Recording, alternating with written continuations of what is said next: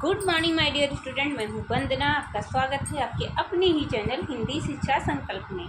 जैसा कि हम लोग धनुष भंग को पढ़ रहे हैं, अब तक हमने धनुष भंग के 4 पार्ट को पढ़ लिया है। आज हम पढ़ेंगे धनुष भंग के 5वें पार्ट को, 5वें दोहे को और 5वें चौपाइयों को और तुलसीदास जी के 5वें पद को, जो कि चौपाई में लिखा गया है।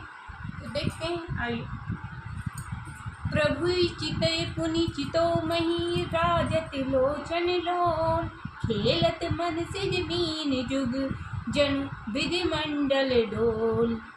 प्रभु चितय पुनि चितो मही, प्रभु राम को देखकर बच्चों इस पद में सीता जी का राम के प्रति प्रगाढ़ प्रेम का वर्णन। इसमें सीता जी की लज्जा की, सीता जी के राम के प्रति, राम से तो बहुत प्यार करने लगी हैं, लेकिन जो सामाजिक मान्यताएं हैं, जो स्त्री सुलभ लज्जा है उसका और उनके प्रेम का, दोनों का कॉम्बिनेशन कर लीजिए, बहुत ही सुंदर तुलसीदास जी ने किया है। तो आइए देखते हैं। प्रभु चितय पुन चितो में, प्रभु की तरफ देखती हैं, फिर वो लज्जावश पृथ्वी की तरफ देखने लगती हैं। राजत लोचन लोल, उनकी चंचल नेत्र बहुत ही सुंदर प्रतीत हो रहे हैं। खेलत मनसिज मीन जुग जन विधि मंडल डोल। खेलत मनसिज, मनसिज का अर्थ होता है बच्चों कामदेव, मीन का अर्थ होता है मछलियाँ, जुग का अर्थ होता है सुंदर, जन का अर्थ होता है दो। ऐसा प्रतीत हो रहा है। विधि मंडल का अर्थ होता है चंद्रमंडल, विधु का अर्थ होता है चंद्रमा और मंडल का अर्थ होता है मंडल। और डोल बच्चों एक प्रकार का बर्तन होता है, जैसे कि ग्रामीण बोलचाल की भाषा में डोलची कहते हैं। तो प्रभु चितय पुनि चितो मही राजत लोचन लोल, खेलत मन सिद्ध मीन जुग जन विधि मंडल डोल। सीता जी प्रभु राम की तरफ देखती हैं, फिर लज्जावश धरती की तरफ देखने लगती हैं। उनके नेत्र घूमते हैं, ओ चंचल नेत्र उनके इतने सुंदर प्रतीत होते हैं, ऐसा लग रहा है जैसे चंद्रमंडल में कामदेव की 2 मछलियाँ क्रीड़ा कर रही हों, खेल रही हों। बच्चों इसमें, इस दोहे में आपका उत्प्रेक्षा अलंकार होगा। इसको अगर आपकी भाषा में समझाएं तो आप लोग वही अखियाँ मिलाऊं कभी अखियाँ चुराऊं वाली बात हो रही है। सीता जी राम की तरफ देखती हैं, फिर लज्जावश धरती की तरफ देखने लगती हैं। उनके चंचल नेत्र ऐसे प्रतीत हो रहे हैं, ऐसा लग रहा है जैसे कामदेव की 2 सुंदर मछलियाँ डोल, विधिमंडल डोल में, चंद्रमंडल के डोल में खेल रही हैं, क्रीड़ा कर रही हैं। चलिए अब आगे देखते हैं।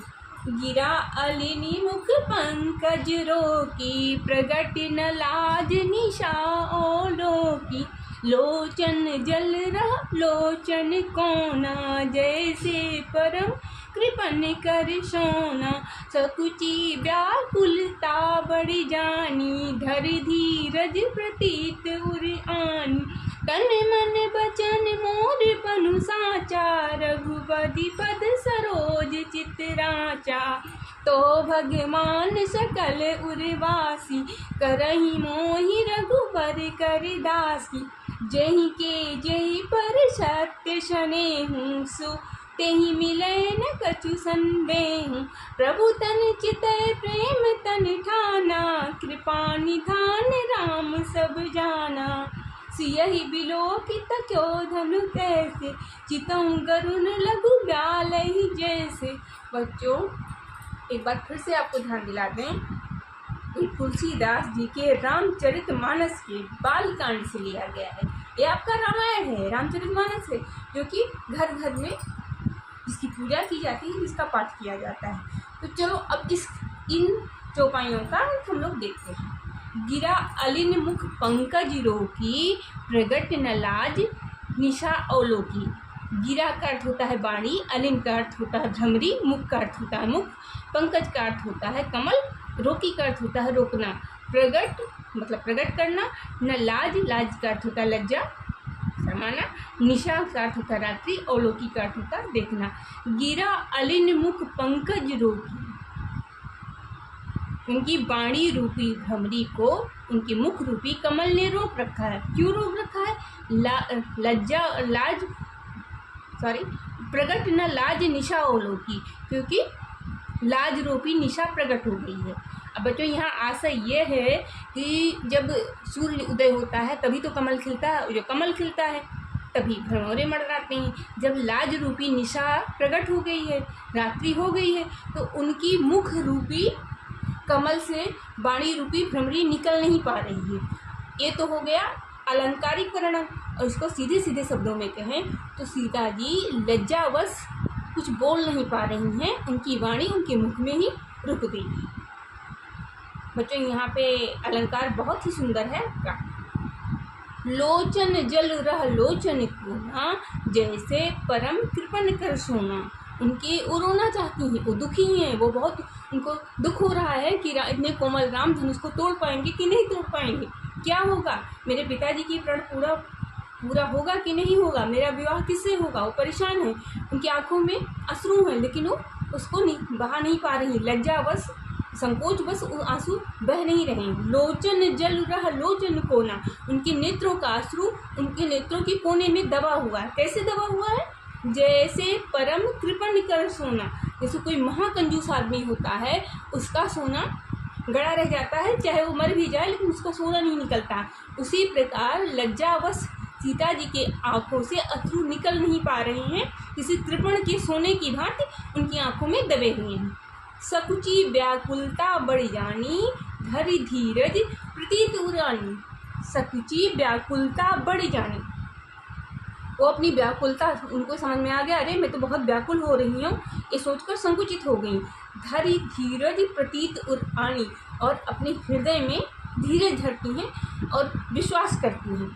तन मन वचन मोर पनु सांचा, रघुपति पद सरोज चित राजा।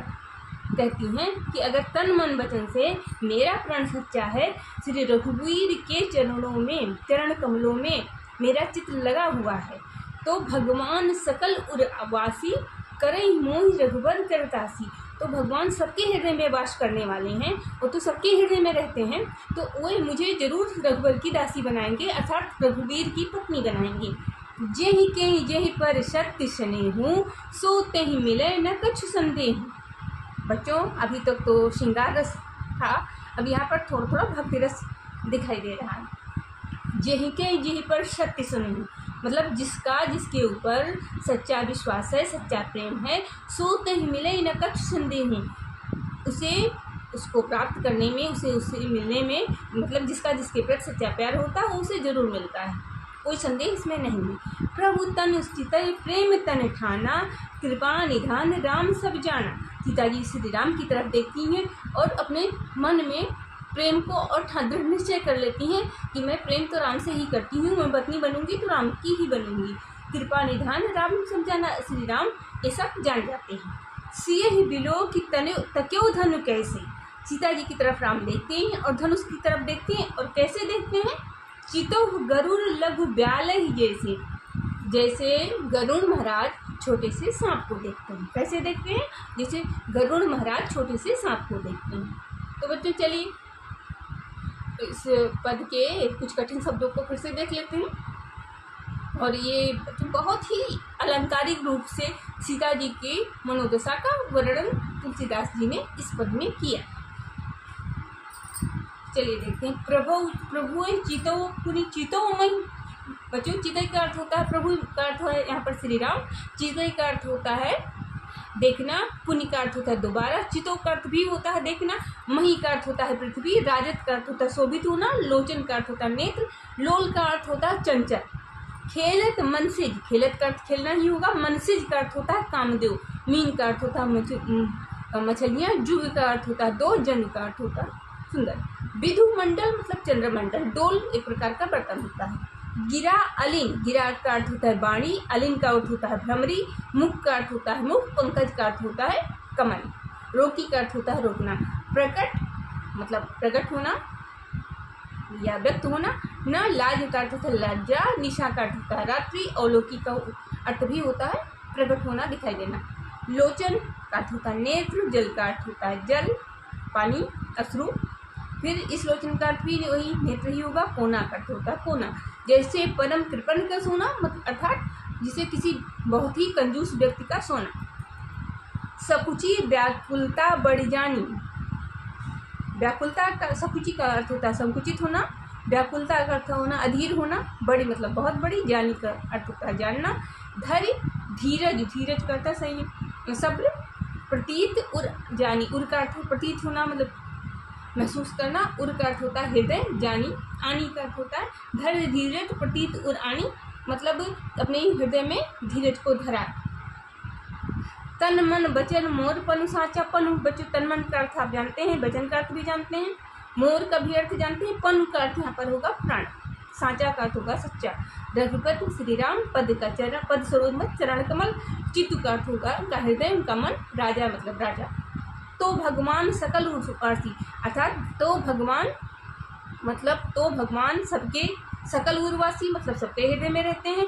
करहि मोहि रघुबर कर दासी, मुझे रघुबर की दासी अर्थात उनकी पत्नी जरूर करेंगे। जेहि कह जेहि पर शक्ति सुनहूँ, जेहि का अर्थ होता है जिसका, कह मतलब जिसके प्रति, जेहि पर जिसके प्रति, जेहि कह जेहि पर मतलब जिसका जिसके प्रति, शक्ति सुनी हूँ मतलब सच्चा प्रेम, सोते ही मिले न कछु संदेह, वो उसको जरूर प्राप्त होता है।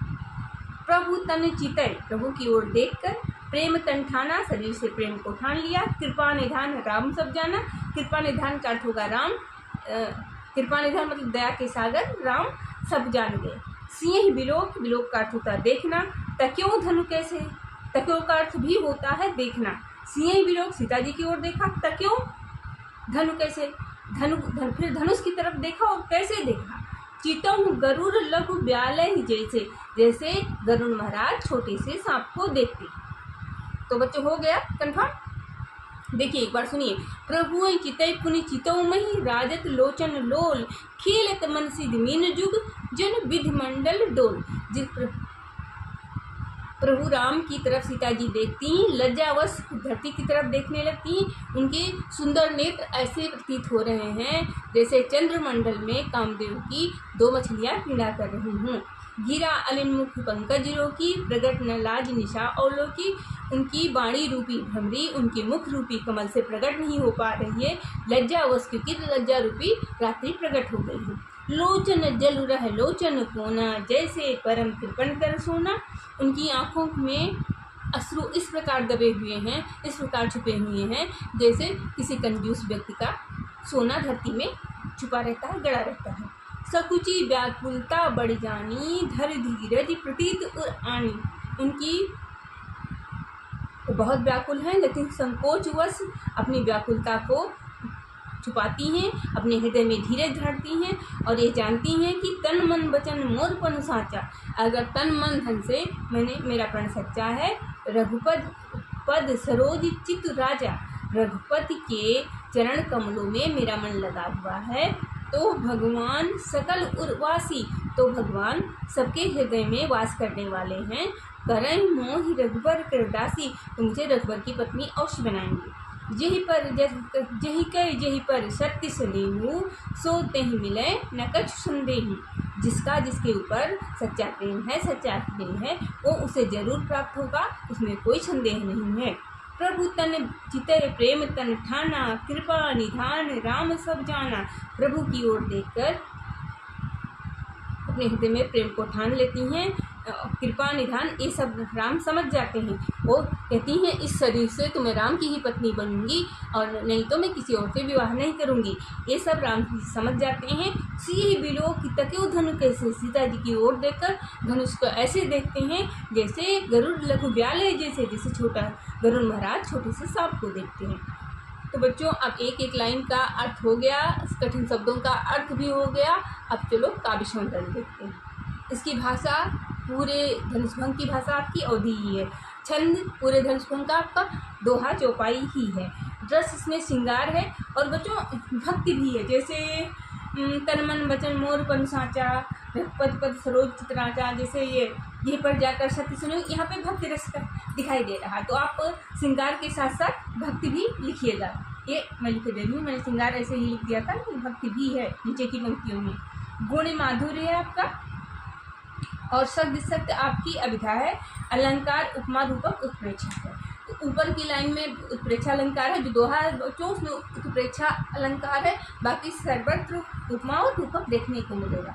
बच्चों अगर आपको मेरा वीडियो अच्छा लग रहा है तो देखिए, खूब देखिए आप स्कूल जा रहे होंगे, पढ़ाई कर रहे होंगे, लेकिन अगर चाहे कुछ चीज़ें समझ में नहीं आ रही हैं तो आप फिर मेरे चैनल को हिंदी शिक्षा संकल्प आप सर्च कीजिए यूट्यूब पर, और जो सूरदास तुलसीदास आपको आसानी से मिल जाएंगे। मैं कोशिश करूँगी आपको पूरा सिलेबस देने की, देखते हैं कितना दे पाती हूँ, प्रयास मेरा रहेगा। तो लाइक कीजिए, कमेंट कीजिए, शेयर कीजिए, और मिलेंगे नेक्स्ट वीडियो में पार्ट 6 में। तुलसीदास जी का धनुष भंग बच्चों में 7 भागों में बनाऊंगी, क्योंकि अभी दो दोहे और पद और हैं, उनको 6-7 करके आपको दूंगी, इसलिए अब मिलेंगे हम लोग नेक्स्ट धनुष भंग के 6ठे पार्ट में। Thank you.